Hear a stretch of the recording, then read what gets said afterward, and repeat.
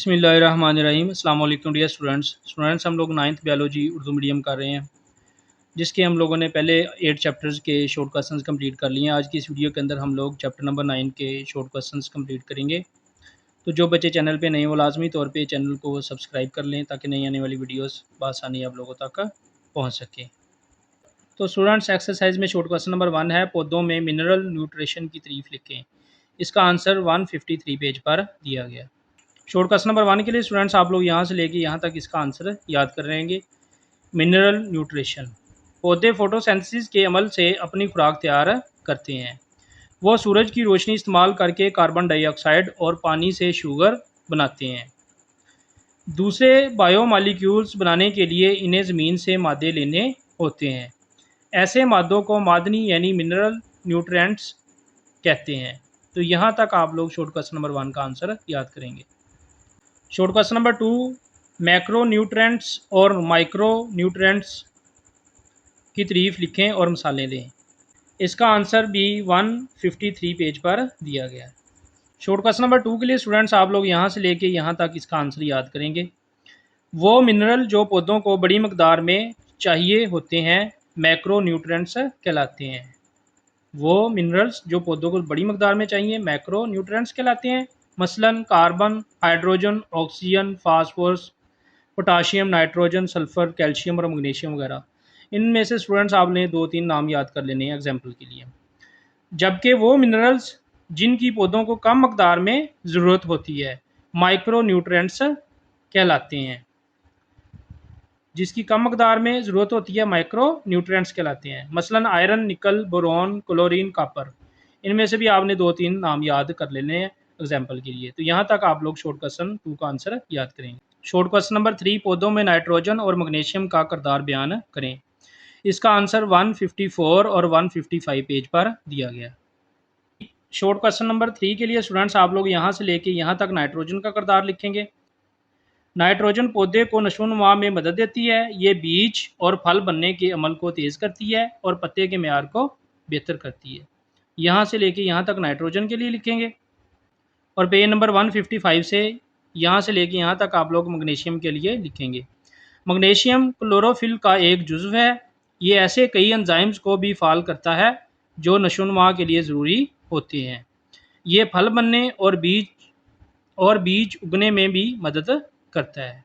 तो यहाँ तक थर्ड क्वेश्चन का आंसर आप लोग करेंगे। शॉर्ट क्वेश्चन नंबर 4, ट्रांसपायरेशन और इसकी इकसाम की तारीफ करें। इसका आंसर पेज 157 और 158 पर दिया गया। शॉर्ट क्वेश्चन नंबर 4 के लिए स्टूडेंट्स आप लोग यहाँ से लेके यहाँ तक पेज 157 से इसकी डेफिनेशन करेंगे। पौधे की सतह से पानी का बखरात बनकर निकल जाना ट्रांसपायरेशन कहलाता है। आगे इसकी किस्म है स्टोमेटल ट्रांसपायरेशन। इसकी डेफिनेशन यहाँ से लेके यहाँ तक करेंगे। ज़्यादातर ट्रांसपायरेशन स्टोमेटा के ज़रिए होती है, इसे स्टोमेटल ट्रांसपायरेशन कहते हैं। आगे इसकी दूसरी किस्म है क्यूटिक्यूलर ट्रांसपायरेशन और नंबर 3 है लेटिक्यूलर ट्रांसपायरेशन। तो लेटिक्यूलर ट्रांसपायरेशन की डेफिनेशन यहाँ पे ये स्टूडेंट्स मैंने आप लोगों के लिए लिख दी है, बुक के अंदर नहीं दी हुई थी। वो अमल जिसके ज़रिए लेटी सेल्स यानी तनों पर छोटे सुराख से पानी बखरात बनकर निकलता है। यानी जो तनों पर छोटे छोटे सुराख होते हैं वहाँ से पानी बखरात बनकर निकलता है। तो ऐसी ट्रांसपायरेशन को लेटिक्यूलर ट्रांसपायरेशन कहते हैं। शॉर्ट क्वेश्चन नंबर 5, पौधों में ट्रांसपायरेशनल पुल किस तरह अहम है। इसका आंसर पेज 160 पर दिया गया है। शॉर्ट क्वेश्चन नंबर 5 के लिए स्टूडेंट्स आप लोग यहाँ से लेके यहाँ तक इसका आंसर लिखेंगे। यहाँ से ये 1.5-2 लाइनें यहाँ तक लिखेंगे और उसके बाद ये 1 लाइन लिखेंगे। पत्ते जड़ों में मौजूद पानी पर खिंचाव की एक कुव्वत लगाते हैं। पत्तों में खिंचाव की ये कुव्वत इनकी सतह से पानी की ट्रांसपायरेशन की वजह से पैदा होती है, इसीलिए इसे ट्रांसपायरेशन का खिंचाव यानी ट्रांसपायरेशनल पुल कहते हैं। ये जाइलम वेसल्स में पानी की हरकत में मदद देती है। तो यहाँ से यहाँ तक शॉर्ट क्वेश्चन नंबर 5 का आंसर आप लोग याद करेंगे। शॉर्ट क्वेश्चन नंबर 6, पौधों में ट्रांसपायरेशन पानी का ज़िया है, क्या ये एक नुकसानदेह अमल है? अगर नहीं तो इसकी अहमियत क्या है? इसका आंसर 164 पेज पर दिया गया है। तो स्टूडेंट्स, शॉर्ट क्वेश्चन नंबर 6 का आंसर आप लोगों के लिए मैंने यहाँ से लेके यहाँ तक सिंपल वर्ड्स में लिख दिया है। ट्रांसपायरेशन पानी और मादनियात को पौधों के मुख्तलिफ हिस्सों तक पहुँचाती है। ये सेल्स की ओस्मोस और ट्रेजिडिटी को बरकरार रखता है। ये पानी के ऊपर की जानब हरकत में मदद करता है। तो यहाँ तक शॉर्ट क्वेश्चन 6 का आंसर आप लोग लिखेंगे। शॉर्ट क्वेश्चन नंबर 7, इनके दरमियान फ़र्क करें। नंबर 1 पार्ट है जाइलम और फ्लूम के दरमियान फ़र्क। इसका आंसर 156 पेज पर दिया गया है। तो स्टूडेंट्स शॉर्ट क्वेश्चन नंबर 7 के फर्स्ट पार्ट के लिए आप लोग यहाँ से लेके यहाँ तक लिखेंगे जाइलम और फ्लूम के बारे में। तमाम ज़मीनी पौधों में पानी, नमकियात और ख़ुराक की ट्रांसपोर्ट जाइलम और फ्लूम टिश्यू के ज़रिए होती है। यहाँ से ये वाला मोसिस और ये सारा ये आप लोग नहीं लिखेंगे, इसके ऊपर मैंने पेंसिल फेर दी है, ये नहीं लिखेंगे। यहाँ से लेके ये सारा लिखेंगे। तमाम ज़मीनी पौधों में पानी, नमकियात और ख़ुराक की ट्रांसपोर्ट जाइलम और फ्लूम टिश्यूज़ के ज़रिए होती है। जाइलम टिश्यू पानी और नमकियात की ट्रांसपोर्ट करता है, जबकि फ्लूम टिश्यू खुराक की ट्रांसपोर्ट करता है। यहाँ तक पार्ट नंबर 1 का आंसर लिखेंगे आप लोग। शॉर्ट क्वेश्चन नंबर 7 का पार्ट नंबर 2 ट्रांसपायरेशन और गटेशन के दरमियान फ़र्क लिखें। इसका आंसर 157 और 165 पेज पर दिया गया है। 7 क्वेश्चन का पार्ट नंबर 2 यहाँ से लेके यहाँ तक ट्रांसपायरेशन की डेफिनेशन करेंगे। पौधे की सतह से पानी का बखरात बनकर निकल जाना ट्रांसपायरेशन कहलाता है। 7 शॉर्ट क्वेश्चन के पार्ट 2 के लिए आप लोग यहाँ से लेके यहाँ तक गटेशन की डेफिनेशन करेंगे। कुछ पौधे जैसा कि घास रात के वक्त फालतू पानी को निकालने के लिए मखसूस तरीका इस्तेमाल करते हैं, जिसे गटेशन कहा जाता है। शॉर्ट क्वेश्चन नंबर 7 का पार्ट नंबर 3 हाइड्रोफाइट्स और हेलोफाइट्स के दरमियान फ़र्क। इसका आंसर 166 और 167 पर दिया गया है। शॉर्ट क्वेश्चन 7 के थर्ड पार्ट के लिए स्टूडेंट्स आप लोग यहाँ से लेके यहाँ तक और आगे इसकी एग्जाम्पल करेंगे। ये पौधे ताज़ा पानी यानी तालाब, झील वगैरह या गीली मिट्टी में रहते हैं। यहाँ तक करके फिर आप पेज 167 पे यहाँ से लेके यहाँ तक इसकी एग्जाम्पल करेंगे। ऐसे फूल की एक आम मिसाल कमल है। यहाँ तक इसका थर्ड पार्ट करेंगे। शॉर्ट क्वेश्चन 7 के थर्ड पार्ट के बकिया हिस्से के लिए यहाँ से लेके यहाँ तक और यहाँ से लेके यहाँ तक हेलोफाइट्स के बारे में लिखेंगे।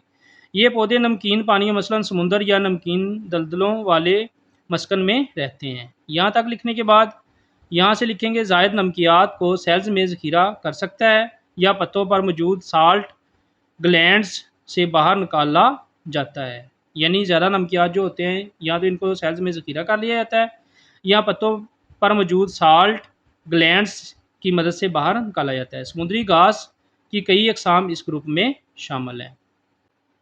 शॉर्ट क्वेश्चन नंबर 7 का पार्ट नंबर 4 हाइड्रोफाइट्स और ज़ीरोफाइट्स के दरमियान फ़र्क। इसका आंसर 166 और 167 पेज पर दिया गया है। शॉर्ट क्वेश्चन नंबर 7 के पार्ट नंबर 3 के लिए आप लोग स्टूडेंट्स यहाँ से शुरू करेंगे। हाइड्रोफाइट्स ये पौधे ताज़ा पानी यानी तालाब, झील वगैरह या गीली मिट्टी में रहते हैं। यहाँ से लेके यहाँ तक लिखेंगे। इसके बाद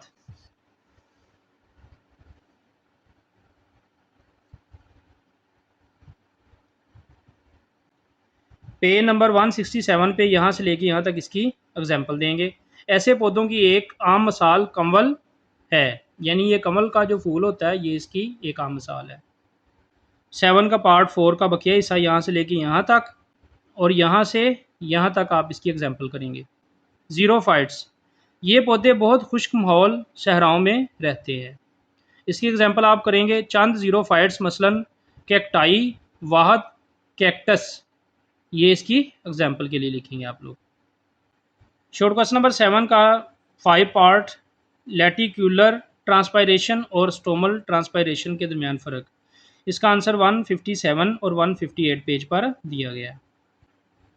शॉर्ट क्वेश्चन नंबर 7 के 5 पार्ट के लिए आप लोग यहाँ से लेके यहाँ तक स्टोमल ट्रांसपायरेशन की तारीफ करेंगे। ज़्यादातर ट्रांसपायरेशन स्टोमेटा के ज़रिए होती है। इसे स्टोमल ट्रांसपायरेशन कहते हैं। शॉर्ट क्वेश्चन नंबर 7 के पार्ट नंबर 5 का बकिया हिस्सा यहाँ से लेके यहाँ तक आप लोग याद करेंगे।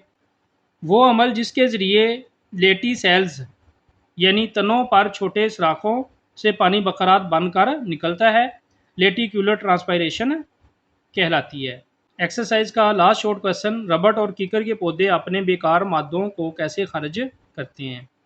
तो इसका आंसर बिल्कुल शॉर्ट सा है, यहाँ पे मैंने लिख दिया है। रबड़ का पौधा लैटिक्स खारिज करता है, रबड़ का पौधा लैटिक्स खारिज करता है, और कीकर का पौधा गम्स यानी गूंद खारिज करता है। तो ये इसका आंसर है शॉर्ट क्वेश्चन नंबर 8 का। तो इस तरह स्टूडेंट्स हमारे चैप्टर नंबर 8 के शॉर्ट क्वेश्चंस कंप्लीट हो गए। इंशाल्लाह आने वाली वीडियो के अंदर हम लोग चैप्टर नंबर 9 के शॉर्ट क्वेश्चंस कंप्लीट करेंगे। तो जो बच्चे चैनल पे नए हैं वो लाजमी तौर पे चैनल को सब्सक्राइब कर लें ताकि नई आने वाली वीडियोस बआसानी आप लोगों तक पहुंच सके। वीडियो वॉच करने का बहुत शुक्रिया। अस्सलाम वालेकुम।